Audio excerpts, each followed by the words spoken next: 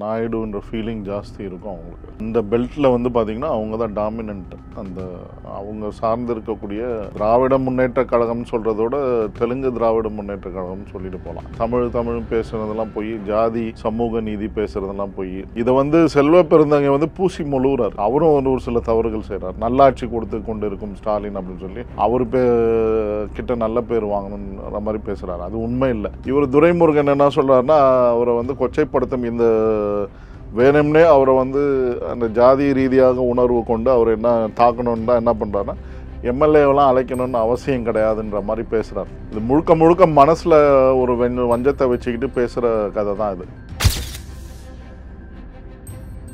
இவங்க வந்து மகாத்மாவுக்கு காந்தி ஜெயந்தி கொண்டாடுறதுக்கு அருகதையற்றவர். ஊழல் சாராய சாம்ராஜ்யம், அது இல்லாமல் 10 ரூபாய் பாட்டிலுக்கு 10 ரூபாய் சாம்ராஜ்யம் நடத்துகிறவங்க இந்த ஆட்சியானது. இதை பற்றிலாம் பேசுறது, காந்தியை பற்றி பேசுறதுக்கு அருகதை கிடையாது. துரைமுருகன் அவர்கள் வந்து கட்சி அவருக்கு சீட்டு கொடுக்க போகிறதில்ல. அவர் ஓரம் கட்டிக்கிட்டு வராங்க. கன்ஃபார்ம் உறுதியாக நடக்க தான் போகுது. அவருக்கு சீட்டு கொடுக்க போகிறதில்ல. அவர் பையனையும் ஓரம் கட்டுவாங்க. ஏன்னா உதயநிதி ஸ்டாலினுக்கு அவங்களாம் வந்து ஜாலராக தட்ட மாட்டாங்க. ஏன்னா அவங்க ஒரு பாரம்பரியமாக அந்த ஏரியாவில் இருக்கிற ஒரு குடும்பம். ஸோ அதனால் அந்த வேலையெல்லாம் அவங்க செய்கிறதுக்கு விருப்பப்பட மாட்டாங்க. ஸோ அதனால் அவர் வந்து நீக்கப்படுவார் அந்த லிஸ்ட்லேருந்து. அடுத்த எம்பி தேர்தலில் வந்து கதிர் ஆனந்துக்கும் சீட்டு கிடைக்காது. இப்போ செல்வ பெருந்தகை, திருமாவளவன் வந்து ஒரே இதில் நேர்கோட்டில் வந்து திமுகவை மறைமுகமாக எதிர்த்துட்டு தான் வராங்க. ஸ்டாலின் நல்லாட்சி கொடுக்குறாருன்னு வாய் வழியாக தான் சொல்கிறாங்களே, மனசளவில் அவங்களுக்கு தெரியும் இது வந்து நல்லாட்சி இல்லை. என்ன நிலவரம் திருமாவளவனுக்கும் இவங்களுக்கும் அப்படின்னு. திருமாவளவன் 30 சீட்டு கேட்குறாரு. 10 சீட்டை கொடுப்பாங்களான்றது சந்தேகம் தான் அவருக்கு. ஏன்னா அந்த மாதிரியான நிலவரத்தை வந்து ஸ்டாண்டை வந்து உதயநிதியின் ஸ்டாலினுடைய தாயார் துர்கா ஸ்டாலின் அவர்கள் வந்து எடுத்துக்கொண்டு இருக்கிறாங்க அந்த கட்சி சீட்டு கொடுக்குற விவகாரத்தில். துரைமுருகனை பார்த்து தான் சொல்கிறாரு, இங்கே இருக்கிற சீனியருங்களுக்கெல்லாம் இனிமேல் வேலை இல்லை அப்படின்ற மாதிரி. ஸோ அதனால் இதெல்லாம் வந்து மேல் மட்டத்துலேருந்தும் பல மறைமுகமாக அவங்களுக்கு தகவலில் சொல்கிறாங்க, நீங்களாம் கட்சியில் வந்து இனிமேல் வந்து ஒதுங்கி இருங்க, உதயநிதி ஸ்டாலினோட டீம் தான் இனிமேல் வந்து ஆட்சி பொறுப்பில் இருக்கும், அவங்க தான் சிஎம் அப்படின்ற ரீதியில் வேலை செஞ்சுக்கிட்டு இருக்காங்க. ஸோ இதில் வந்து என்ன விஷயம்னா, இப்போ விஜய் வந்தது வந்து எல்லாருக்கும் வந்து, அதாவது குறிப்பாக உதயநிதி ஸ்டாலின் வந்து சினிமாவில் ஷைன் ஆகணும்னு பார்த்தாரு. மூக்காமுத்துலேருந்து ஆரம்பித்து உதயநிதி ஸ்டாலின் வரைக்கும் பார்த்தாங்க, எதுவுமே ஷைன் ஆகலை. ஷைன் ஆகாதனால இப்போ விஜய் வந்து அரசியலில் வந்து அந்த மார்க்கெட்டையும் உதயநிதி மார்க்கெட்டையும் கெடுக்கிறானே அப்படின்ற கதறல்கள் தான் வந்து இன்றைக்கி வந்து சித்தரஞ்சன் சாலையில் கேட்டுக்கிட்டு இருக்கு.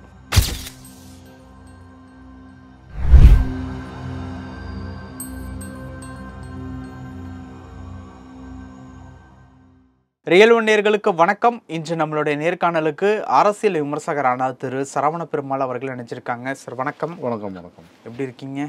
அருமையாக இருக்கேன் சார். இப்போ வந்து செல்வ பெருந்தகைக்கும் திமுகவினுடைய பொதுச் செயலாளர் அமைச்சர் துரைமுருகனுக்கும் ஒரு மோதல் வந்து போயிட்டு இருக்கிறதா கேள்விப்பட முடியுது. மெயின் ஸ்ட்ரீமில் அந்த நியூஸ் வந்து இல்லை அப்படின்னாலும் இன்சைடில் அது நடந்துக்கிட்டு இருக்கிறதாகவும், அது வந்து சாதி மோதலாக மாற்றப்பட்டிருக்கு அப்படிங்கிறதும் கேள்விப்பட முடியுது. ஃபஸ்ட்டு இந்த தகவல் உண்மையா? அது உண்மை. ஏன்னா துரைமுருகன் அவர்கள் வந்து தொடர்ச்சியாக வந்து சாதி ரீதியாக செயல்படக்கூடிய ஒரு தலைவர் தான். அப்படியா? ஆமாம். நீங்கள் வேலூரில் போய் கேட்டிங்கன்னா க்ளீனாக சொல்லுவாங்க.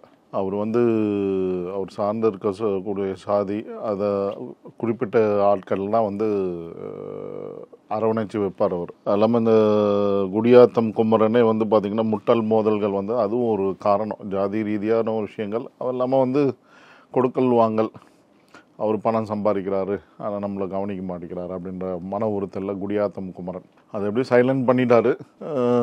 ஆனால் வந்து குடியாத்தம் குமரன் வந்து வேறு சில விஷயங்களில் வந்து அவர் தூண்டி விட்டு எதிர்கட்சிகளை தாக்குறது, இப்போ சசிகலா அம்மையாரையும் வந்து கொச்சைப்படுத்தி பேசியிருந்தார். அதெல்லாம் வந்து கேஸ் கொடுத்துருந்தாங்க. அதுக்கு மேலே ஆக்ஷன் எடுக்க போகிறாங்கன்னு நினைக்கிறேன். ஸோ அந்த மாதிரி இவங்க வந்து ஜாதி ரீதியாக இந்த வேலூர் பகுதிகளில் பிரபலமாக அந்த தெலுங்கு பேசக்கூடிய கம்யூனிட்டியை சார்ந்தவங்க எல்லாமே வந்து ஜாதி பார்ப்பாங்க, ரொம்ப தீவிரமாக பார்ப்பாங்க. இவர் தெலுங்கரா? இவன் தெலுங்கு. துரைமுருகன் நாயுடுன்னு நினைக்கிறேன். ஸோ அந்த நாயுடுன்ற ஃபீலிங் ஜாஸ்தி இருக்கும் அவங்களுக்கு. ஸோ அந்த பெல்ட்டில் வந்து பார்த்திங்கன்னா அவங்க தான் டாமினன்ட். அந்த அவங்க சார்ந்து இருக்கக்கூடிய அது வந்து திராவிட முன்னேற்ற கழகம்னு சொல்கிறதோட தெலுங்கு திராவிட முன்னேற்ற கழகம்னு சொல்லிட்டு போகலாம். அதை ஆதரித்தவர் தான் முத்தமிழ் அறிஞர் கலைஞர் அவர்கள் வந்து தெலுங்கு திராவிட முன்னேற்ற கழகம்னு ஒன்று ஆரம்பித்தார். யார் இந்த காமாட்சி நாயுடு அவங்கெல்லாம் சேர்ந்துக்கிட்டு இந்த சிஎம்கே ரெட்டி, ஸோ அவங்களெலாம் ஆதரித்தவங்க தான் இவங்க. ஸோ அதனால் இது வந்து இவங்க தமிழ் பேசுகிறதெல்லாம் போய் ஜாதி சமூக நீதி பேசுகிறதெல்லாம் போய் இதை வந்து செல்வ பெருந்தகை வந்து பூசி மொழுகிறார். அவரும் ஒரு சில தவறுகள் செய்கிறார். நல்லாட்சி கொடுத்து கொண்டு இருக்கும் ஸ்டாலின் அப்படின்னு சொல்லி அவர் கிட்ட நல்ல பேர் வாங்கணுன்ற மாதிரி பேசுகிறாரு. அது உண்மை இல்லை. இப்போ ஒரு சின்ன விஷயந்தான். அது ஒரு எம்எல்ஏ வந்து ஸ்ரீபெரும்புதூரில் எம்எல்ஏவாக இருக்கக்கூடியவர் செம்பரம்பாக்கம் ஏரியை திறக்க போகிறாங்க. திறக்கும் போது அது ஒரு ரெகுலராக நடக்கக்கூடிய ஒரு சடங்கு தான். அங்கே இருக்கக்கூடிய கவுன்சிலர், அங்கே இருக்கக்கூடிய எம்எல்ஏ, அந்த சார்ந்த மினிஸ்டர், எம்பி எல்லாத்தையும் வரவழைச்சு தான் அந்த இதை திறப்பாங்க. ஏன் இப்போ ஒரு பகுதியில் கன்னியாகுமரி பகுதியில் ஏதோ ஒரு டேமை திறந்தாங்க. அங்கே வந்து எல்லா கட்சி சார்பற்று யார் கவுன்சிலராக இருக்காங்களோ எம்எல்ஏ இருக்காங்களோ அவங்கள தான் அழைக்கிறது அந்த அதிகாரிகளோட கடமை. இவர் துரைமுருகன் என்ன சொல்கிறாருன்னா, அவரை வந்து கொச்சைப்படுத்தும் இந்த வேணும்னே அவரை வந்து அந்த ஜாதி ரீதியாக உணர்வு கொண்டு அவர் என்ன தாக்கணுன்னு தான் என்ன பண்ணுறாருன்னா எம்எல்ஏவெல்லாம் அழைக்கணும்னு அவசியம் கிடையாதுன்ற மாதிரி பேசுகிறார். இது முழுக்க மனசில் ஒரு வஞ்சத்தை வச்சுக்கிட்டு பேசுகிற கதை தான் இது. இது திமுகவில் எல்லா இடத்துலையும் நடக்கக்கூடிய விஷயங்கள். ஏன் திருமாவளவன் வந்து நீங்கள் பிரச்சாரத்துக்கு இப்போ கூட கூட்டணியில் அவங்க பிரச்சாரத்துக்கு எங்கேயா போனாங்கன்னா எங்கே வந்து இவங்க அல்லாத ஜாதிகள் அதிகமாக இருக்கும், இவர் பேர் இருக்காது, திருமாவளவனோட பேர் இருக்காது, திருமாவளவனோட கொடி இருக்காது, அவர் அந்த கட்சி பேனரில் கூட்டணி கட்சின்ற இதில் அவர் இது இருக்காது, கொடிகளை கட்ட விட மாட்டாங்க. அந்த மாதிரியான நிகழ்வுகள்லாம் நிறைய நடந்துகிட்டு தான் இருக்குது. இந்த விழுப்புரம், இந்த பெல்ட்டு, திருவண்ணாமலை பெல்ட்லாம் அகமுடையார்கள்லாம் ஜாஸ்தி இருக்கிற இடத்துலலாம் அவங்கள வந்து சப்ரஸ் பண்ணுவாங்க. ஸோ இதை செய்யக்கூடியவர் இவரும் தான். யார் நம்மளுடைய அந்த பெண்களை கொச்சைப்படுத்தி பேசினார் இல்லையா, அவர் பேர் பொன்முடி, அவரும் அந்த மாதிரி ஆள் தான். ஸோ இவங்க எல்லாமே விழுப்புரம் இந்த பெல்ட்டில் வந்து ஜாதி ரீதியான உணர்வுகள் கொண்டவங்க தான். இவங்களாம் பெரிய மகாத்மாக்கள் கிடையாது. இவங்க வந்து மகாத்மாவுக்கு காந்தி ஜெயந்தி கொண்டாடுறதுக்கு அருகதையற்றவர்கள். ஏன்னா ஊழல், சாராய சாம்ராஜ்யம், அது இல்லாமல் 10 ரூபாய் பாட்டிலுக்கு 10 ரூபாய் சாம்ராஜ்யம் நடத்துகிறவங்க இந்த ஆட்சியானது. இதை பற்றிலாம் பேசுறது, காந்தியை பற்றி பேசுறதுக்கும் அதான் அருகதை கிடையாது. காந்தி இந்த மோதலினுடைய அடிப்படை கரு என்ன? இது வந்து என்னன்னா, இப்போ ஒரு பக்கம் வந்து துரைமுருகன் அவர்கள் வந்து கட்சி அவருக்கு சீட்டு கொடுக்க போறதில்ல, அவர் ஓரம் கட்டிக்கிட்டு வராங்க. கன்ஃபார்ம் உறுதியாக அது நடக்க தான் போகுது. அவருக்கு சீட்டு கொடுக்க போகிறதில்ல. அவர் பையனையும் ஓரம் கட்டுவாங்க. ஏன்னா உதயநிதி ஸ்டாலினுக்கு அவங்களாம் வந்து ஜாலராக தட்ட மாட்டாங்க. ஏன்னா அவங்க ஒரு பாரம்பரியமாக அந்த ஏரியாவில் இருக்கிற ஒரு குடும்பம். ஸோ அதனால் அந்த வேலையெல்லாம் அவங்க செய்கிறதுக்கு விருப்பப்பட மாட்டாங்க. ஸோ அதனால் அவர் வந்து நீக்கப்படுவார் அந்த லிஸ்ட்லேருந்து. அடுத்த எம்பி தேர்தலில் வந்து கதிரானந்துக்கும் சீட்டு கிடைக்காது. அப்படியா? ஆமாம், அந்த மாதிரி நிகழ்வு தான் நடக்கும். அதுக்கு இவர் எதிர்மறை அரசியலை செய்வார். அது எப்படி செய்கிறாருன்னா, இந்த மாதிரியான கூட்டணி கட்சியில் இருக்கவங்கள வந்து இது பண்ணுற மாதிரி பேசுகிறதெல்லாம் செஞ்சுக்கிட்டு இருக்கார்.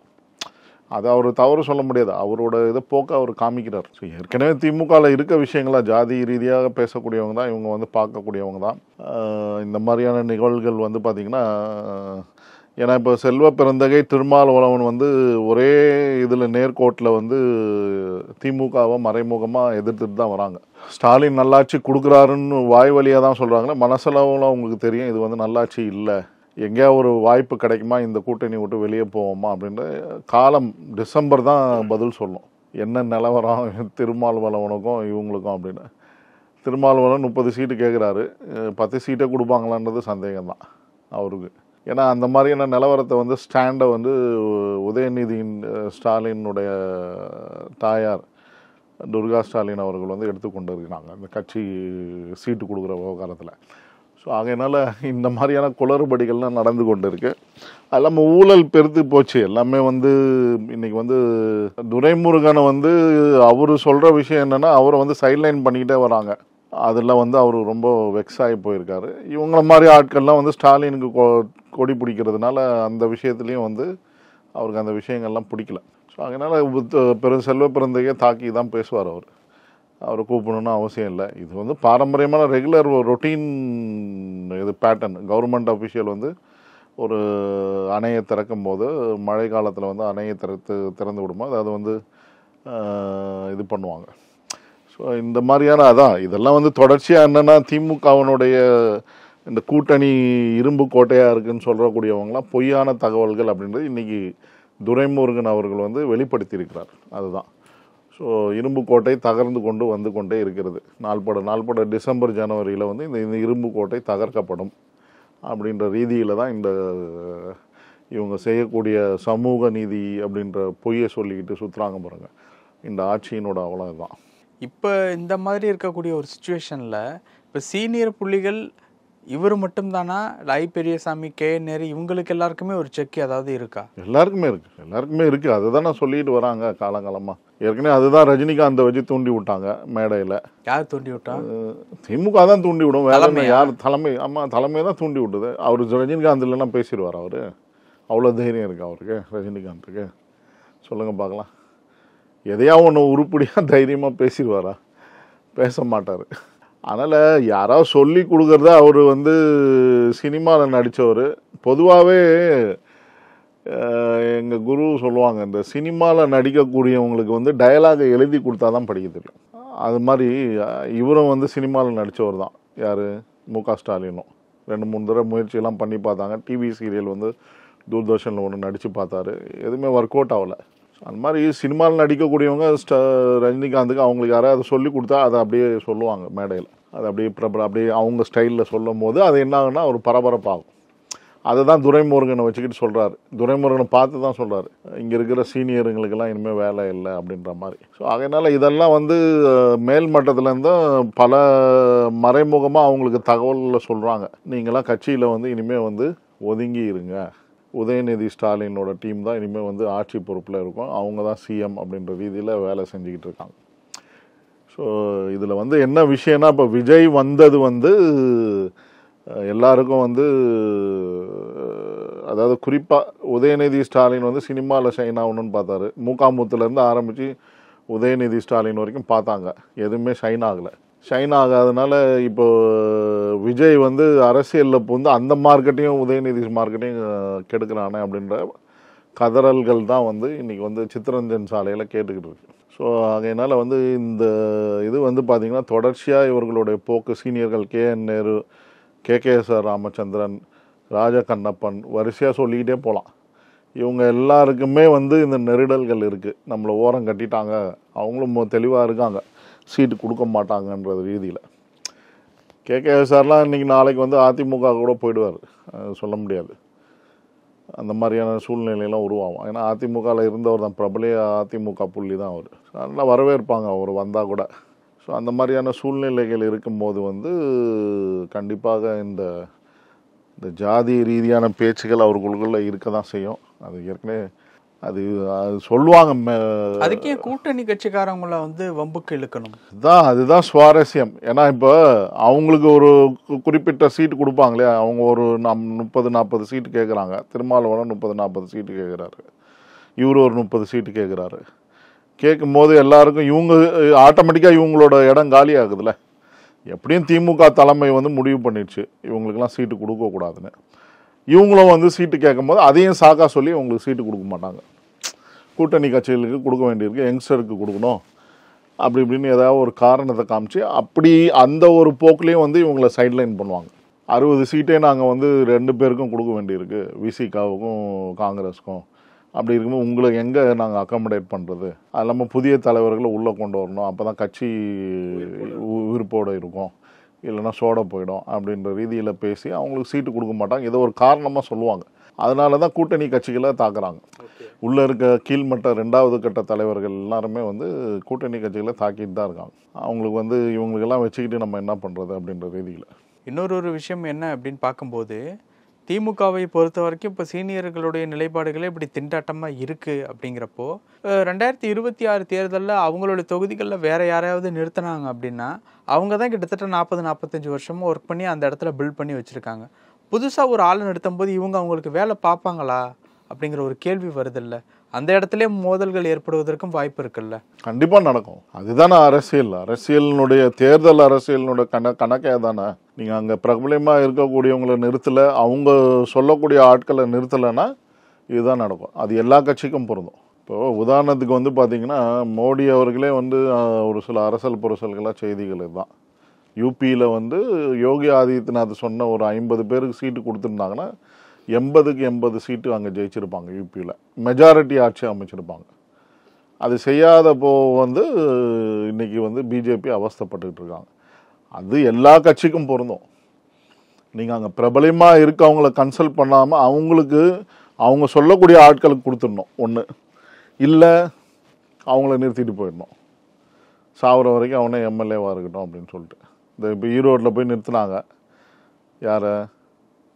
இவிகே இளங்கோவனை போய் நிறுத்தினாங்க. அவர் நிற்கும் போதே உடம்பு சரியில்லை. கண்டிப்பாக இவர் போயிடுவாருன்னு தெரிஞ்சு தான் நிறுத்தினாங்க. அப்புறம் என்னாச்சு? தேர்தல் மறுபடியும் தேர்தல் நடத்தி இப்போ இவர் சந்திரகுமார் தேமுதிகலேருந்து போகிறவர் வந்து இப்போ மறுபடியும் எம்எல்ஏ ஆகி ஜெயிச்சிருக்காரு. எவ்வளோ செலவுகள் அதனால். இதுதான் மக்கள் நல அரசியல்லாம் கிடையாது. இவங்களுக்கு வந்து என்ன வேணால் செஞ்சுட்டு போட்டோம் அப்படின்றது தான் குப்பை மாதிரி தான் இருக்குது. இந்த ஆட்சியில் வந்து எல்லா டிபார்ட்மெண்ட்லையும் ஊழல். பல விஷயங்கள் பேசணும். நேரத்துக்கு ரொம்ப நன்றி சார்.